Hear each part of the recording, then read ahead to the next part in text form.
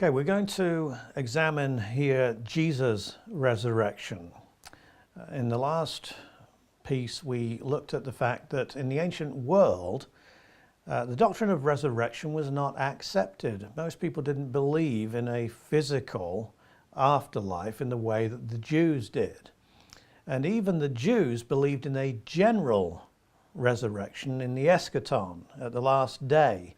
They didn't believe and didn't expect that Jesus, after he'd been put to death, would rise again, even though he'd predicted that he would. You see, the whole world view wasn't leading them to expect a glorified, risen Christ. But that's what they got, and that is the Christ in whom we are to believe. He is the only hope for humanity. And yet, there are, of course, many people that refuse to accept the death of Jesus for their sins and refuse to accept the fact of the resurrection. And it's not here my purpose to do a big apologetic for the resurrection. Maybe we'll do some videos that deal with that later on down the road. But I will say this before I get on to my main point here. And that is that if the God of creation exists, and I have no doubt in my mind that he does, but just for argument's sake, if we say if the God of creation, the God of the physical world exists. Now he's not physical himself. God is a spirit according to scriptures, and yet he created the physical world for man and woman to inhabit. Now, if he has created the physical world, then also according to scripture, he sustains it. The physical world fell and was cursed, and this is part of the gospel story. We are now in rebellion to God. Our thoughts and our deeds do not line up with God's righteous standards or his expectations. And we are, in a sense, responsible for, partly responsible for the stain that is upon his creation by our lives and by our thoughts and by our deeds. If you want to look at what's wrong with the world, you don't first of all look in the newspaper, you look in the mirror. Because the things that are in our heart are the things that we see worked out in the world. And yet it is a physical world, and it's a world that goes against the original plan of God, its creator. Therefore, it is only logical to believe that God, the creator, will one day stop putting up with man and his depravity and his wayward ways, and will bring everything back into conformity with his glorious and righteous plan. He wants physical creation not to be red in tooth and claw, but he wants it to reflect his original intentions. He wants it to glorify himself. He wants mankind, who is made in his image, to reflect his image in body and soul.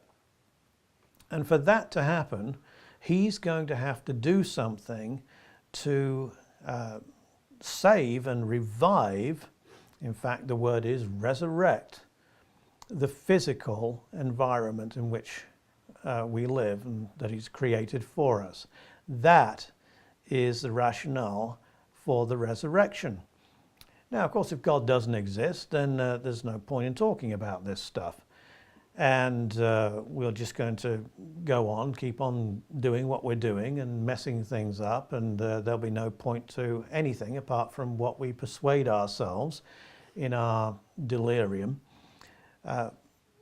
What we can make of our lives, depending on, if you like, the fortune that is dealt out to us by our peculiar circumstances. If we happen to be a beggar and a cripple in India, then so much the worse for us. If we happen to be born into a wealthy family in the West, and we can have anything that we want, then, well, that's just the way that things have turned out. There's no more purpose or plan to anything but that. And yet, going back to belief in the biblical God, we see that resurrection does make sense. And I think it answers also a yearning that is within all of our hearts. Why is the world the way that it is? Why aren't things better than they are? And is there any hope for change? The biblical account says yes, but that change is not going to be brought about by the United Nations or by a bunch of people marching down the road holding hands and placards. It's going to be sorted out by God, who's the only one who can deal with it. And in fact, he has begun in a significant way to deal with it with the resurrection of Jesus. You see, the gospel says that God the Father sent his Son, his eternal Son, into the world to become a creature, to become one of us, in order to save us. And Jesus, when he died on the cross, he died in our place. He died as a substitute, now a willing substitute. There's no mistreatment here of the Father against the Son. The Father loved us, the Son loved us, and the Son came doing the Father's will to save us. He's the only one that could. And yet there would be a pretty paltry salvation if there was nothing that happened, no sequel after that horrific death on the cross. This is where the resurrection, you see, comes in, the victorious resurrection. And so Paul can say in the end of 1 Corinthians 15, to death, death, where is your victory? Grave, where is your sting? There is no victory for death. In fact, what Paul does at the end of 1 Corinthians 15 is that he turns that on his head, and he says that the victory is ours through Jesus Christ. Because he's been raised, we'll be raised. Now, Paul understands that he has to get this doctrine of Christ's physical resurrection across, both to Jews and to Gentiles. And he starts out in 1 Corinthians chapter 15, well, in verse 12, by stating the obvious. He says that if Christ is not raised, and that's what some of these Corinthians were believing. They were Greeks, they were Hellenists, and they didn't believe, in at least the worldview of the time, that there was a physical resurrection. In fact, most Greek thought believed that the body was, if not evil, was at least significantly inferior to the spirit. And of course, Plato's teaching was that the body was the prison house of the soul.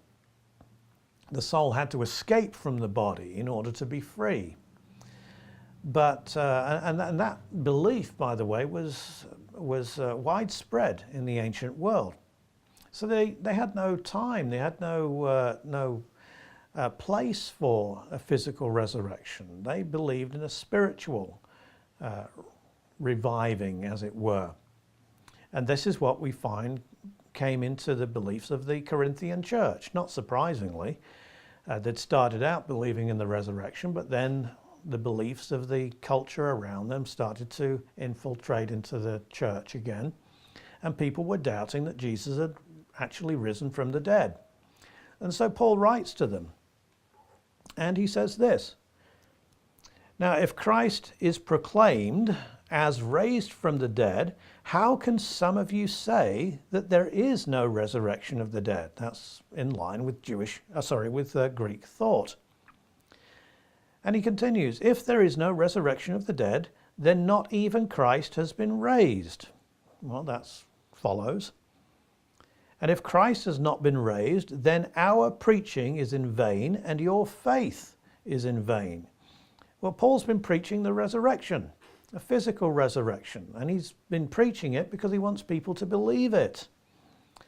And there's no point in believing something that didn't happen. Christianity is certainly not about blind faith. It's not about believing something that didn't really happen. It's a historical faith.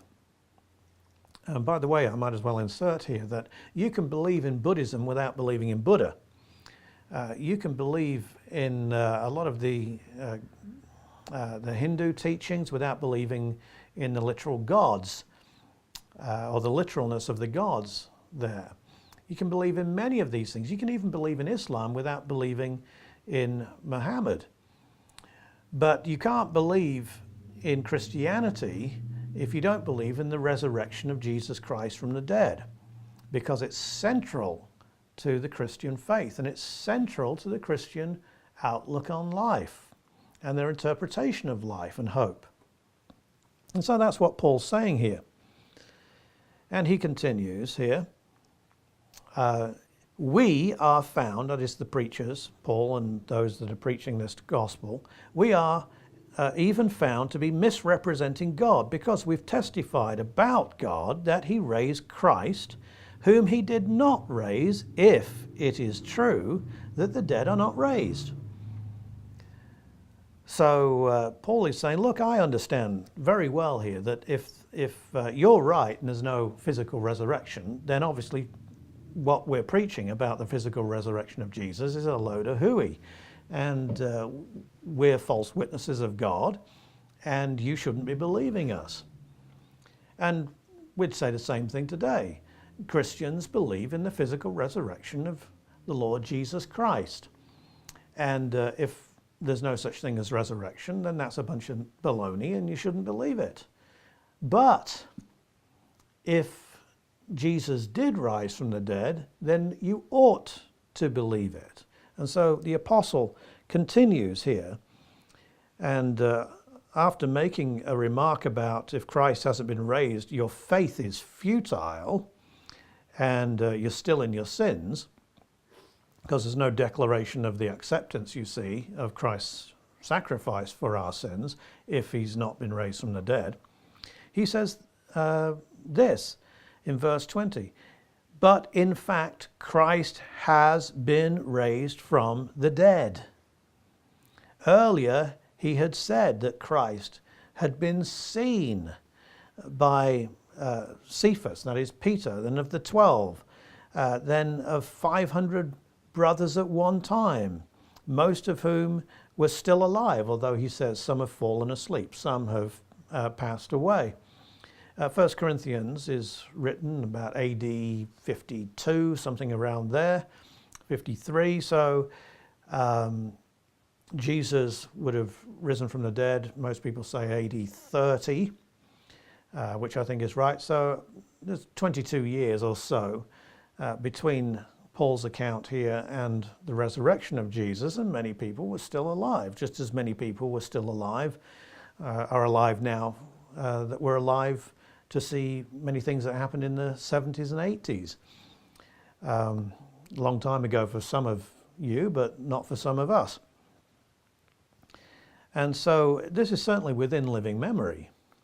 And Paul, who had seen the risen Christ, says, look, this is something that we're passing on to you, not because we've heard this fable that we are suckers to believe. No, we're passing it on to you because we've actually seen the risen Jesus.